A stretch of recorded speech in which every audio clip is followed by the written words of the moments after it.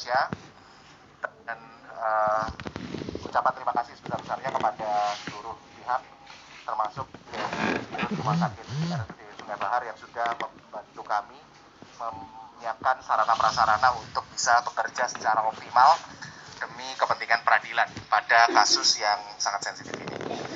Oke, pertama-tama kami ingin sampaikan bahwa tim dari Perhimpunan Dokter Forensik Indonesia terdiri dari beberapa orang, ada 3 orang penasehat kami, yaitu Profesor Dr. Agus Purwadianto dari Guru Besar Ilmu Kedokteran Forensik dari FKUI, kemudian kedua adalah Profesor Dr. Ahmad Yudianto, spesialis forensik, Guru Besar Ilmu Kedokteran Forensik dari Universitas Airlangga, kemudian ada Profesor Dr. Dedi Afandi, spesialis forensik medico legal, Guru Besar Ilmu Kedokteran Forensik dari FK Universitas Riau. Lalu hadir di sini tim kami berjumlah 7 orang yang terdiri dari 5 orang dokter spesialis forensik yang diketuai oleh saya sendiri selaku Ketua Umum Perhimpunan Dokter Forensik Indonesia. Kemudian ada Dr. Rika Susainuti di sini dari Fakultas Kedokteran Universitas Andalas. Lalu ada Dr. Ida Bagus Putu Alit, spesialis forensik dari Fakultas Kedokteran Universitas Udayana. Yang 2 masih berbenah adalah Dr. Yudi, spesialis forensik dari Rumah Sakit Cipto Mangunkusumo, dan Dr. Sofiana, spesialis forensik adalah dokter forensik di RSPAD Gatot Subroto. Perlu kami jelaskan bahwa proses otopsi ulang ini telah melalui beberapa proses. Yang pertama adalah kami dari perhimpunan menerima surat permohonan yang diajukan dari Direktorat Tindak Pidana Umum Barreskrim Mabes Polri. Kemudian kami segera menyusun tim ahli yang diketahui oleh saya sendiri dan beberapa tim yang kami pertimbangan pertama adalah sebagai kompetensi dokter-dokter spesialis forensik ini untuk bisa melaksanakan tugas dan melakukan pemeriksaan yang secara optimal dan maksimal demi kepentingan peradilan. Kedua, setelah itu kami setelah kami dapatkan menyusun tim, kami berdiskusi dan tersambung melalui hubungan Zoom dengan Bapak Komarudin Simanjuntak selaku penasihat hukum keluarga pada waktu itu pada hari Jumat sore difasilitasi oleh Barreskrim. Kemudian alhamdulillah kami semua mendapatkan izin dari institusi kami masing-masing dan kami bisa berangkat ke Jambi.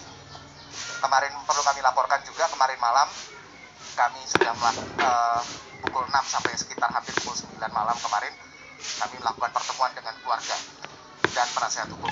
Tujuannya adalah kami harus sebagai dokter, tentunya hubungan dokter dengan keluarga atau seperti halnya dokter dengan pasien pada umumnya adalah hubungan kepercayaan. Tentunya ada informasi-informasi yang harus kami sampaikan terkait teknis medis kedokteran forensik dan otopsi, serta apa yang bisa diharapkan dan hal-hal apa yang menjadi penyulit. Itu yang kita berikan informasi dan semua sudah disampaikan dan alhamdulillah terbina hubungan baik antara kami dengan pihak keluarga dan penasehat hukum. Dan memang kami di sini bekerja, kita lihat tim-tim ini bekerja secara independen dan imparsial.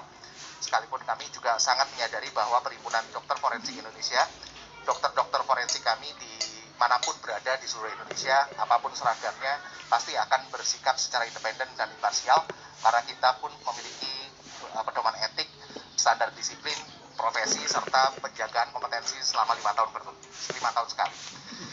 Hari ini tadi kami, setelah semalam kita berikan informasi, tentunya pagi tadi kita telah teman-teman semua saksikan, kita lakukan pemeriksaan di makam untuk yang pertama tentunya memastikan identitas bahwa jenazah yang dievakuasi dari kuburan tersebut adalah benar jenazah almarhum Brigadir Nopriansyah Joshua Huta Barat. Dan itu sudah dipastikan juga oleh pihak keluarga, oleh ayah kandung, bahwa memang betul itu adalah almarhum. Selanjutnya almarhum beserta di dalam peti dibawa ke rumah sakit RSUD Sungai Bahar untuk kita lakukan otopsi. Otopsi pada hari ini kita lihat memang sesuai dengan apa yang kami perkirakan sebelumnya, bahwa otopsi pasti memiliki beberapa kesulitan. Pertama tentunya jenazah sudah diformalin dan sudah mengalami beberapa derajat pembusukan yang kita antisipasi memang akan terjadi. Namun itu semua alhamdulillah kita bekerja dan mendapatkan hasil yang cukup kami patut syukuri, karena beberapa juga masih bisa kami nyatakan kami cukup yakin itu sebagai luka, sekalipun ada beberapa tempat yang memang kami akan diduga adalah sebuah luka yang harus kami konfirmasi juga melalui pemeriksaan mikroskopik. Di sini ya, setelah kami lakukan pemeriksaan, semua sampel telah kami kumpulkan dan kemudian akan kami bawa ke Jakarta untuk kita periksa secara mikroskopik di laboratorium patologi anatomik RSCM. Ya, kemudian nanti itu pasti akan membutuhkan waktu. Kenapa? Karena semua luka pun yang kami yakin sudah benar-benar terjadi, tentunya benar-benar berbentuk luka, harus kami pastikan juga apakah luka itu terjadi sebelum kematian ataupun terjadi setelah kematian. Nah, pada pemeriksaan tadi perlu kami laporkan bahwa memang selain tanda-tanda pembusukan tadi, tentunya kita lihat jelas adanya bentuk-bentuk jenazah yang pasca diotopsi, mulai dari adanya sayatan untuk membuka kepala yang biasanya juga dilakukan mulai dari tonjolan tulang mastoid kanan ke arah kiri, serta adanya injisi huruf I mulai dari dagu sampai ke tulang kemaluan. Dan itu memang suatu standar teknik otopsi yang biasa dilakukan di sini. Serta juga ada tadi tanda-tanda telah dilakukan atau formalin. Nah, ini semua nanti akan kami hasil pemeriksaan, tentunya membutuhkan waktu. Setelah konklusinya adalah setelah nanti adanya pemeriksaan laboratorium untuk memastikan betul apakah itu betul luka atau tidak. Karena pada saat terjadi pembusukan, tentunya kita harus sangat berhati-hati. Warna merah di tubuh itu bisa saja merupakan postmortem staining atau postmortem discoloration yang harus kita pastikan dengan pemeriksaan mikroskopik. Nah, itu semua butuh waktu, ya, maka doakan semoga dalam waktu yang tidak terlalu lama kita bisa nyusun laporannya, dan nanti tentu laporan ini akan kita sampaikan kepada penyidik agar penyidik juga bisa membuat terang perkara ini. Kami juga pada saat otopsi tadi kami sangat terbuka dan kami bisa nyatakan kami bersikap independen dan imparsial. Tidak ada yang menitipkan apapun atau memberikan intervensi apapun, dan saya rasa di sini kehadiran dari Komnas HAM dan Kompolnas juga menjadi pemasti, ya, mengawasi pekerjaan kami dan memastikan dan memberi jaminan kepada masyarakat bahwa pekerjaan yang kita lakukan di sini secara independen dan imparsial. Mungkin dari itu rilis dari kami, kurang lebihnya saya mohon maaf. Wassalamualaikum warahmatullahi wabarakatuh. Ada masukan dari keluarga dan penasihat hukumnya bahwa ada beberapa tempat yang diduga ataupun dicurigai oleh keluarga sebagai adanya perlukaan lain seperti itu selain luka tembak. Nah, itulah yang memang akan kita konfirmasi, dan itu menjadi fokus pemeriksaan kami. Sekalipun kami melakukan pemeriksaan secara menyeluruh otopsi seperti biasa, tentunya kami ada fokus-fokus sesuai dengan masukan dari keluarga dan penasihat hukum itu. Nah, itu yang menjadi fokus kami.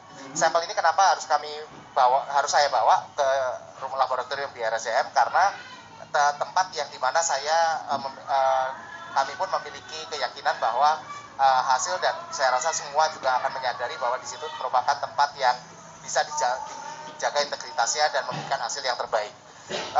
Lama pemeriksaan kami perkirakan tentunya antara 2 hingga 4 minggu untuk memproses sampel jaringan itu hingga menjadi di slide dan untuk kita bisa interpretasikan. Jadi 4 minggu itu 2 hingga 4 minggu proses sampel jaringannya. Setelah itu tentunya kami akan periksa lagi dan kami interpretasikan hingga jadi kalau saya boleh rentangnya saya nggak ingin terlalu menggebu-gebu, mungkin antara 4 sampai 8 minggu lah, ya, sampai keluar hasil yang akan bisa kita berikan kepada pihak penyidik peminta dari ini. Seperti itu. Ya, jadi bagian yang kami periksa terutama adalah tentunya pada luka yang kami yakin sebagai luka. Kami harus tahu itu luka apa dan apakah luka itu terjadi sebelum kematian atau setelah kematian.